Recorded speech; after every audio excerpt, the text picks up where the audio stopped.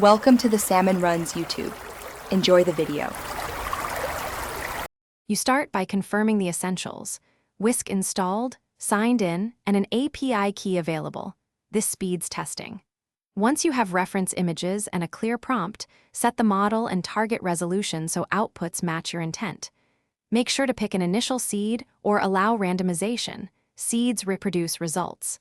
Then run a low-res preview to validate composition and color quickly, which saves time versus full renders and reveals prompt tweaks you need next. Once the preview looks close, refine by editing prompts and using negative prompts to remove unwanted elements. This targets model behavior.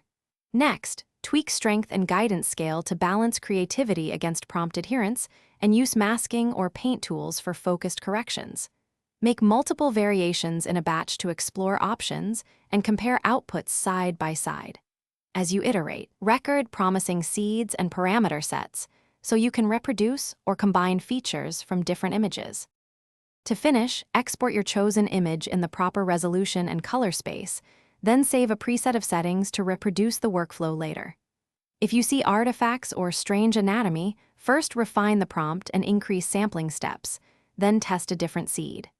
If problems persist, reset Whisk cache, update model weights, or switch models to isolate the issue. One key troubleshooting tip: inspect logs and enable verbose sampling so you can identify where generation diverged and correct it. Thanks for watching. Consider subscribing if we helped you.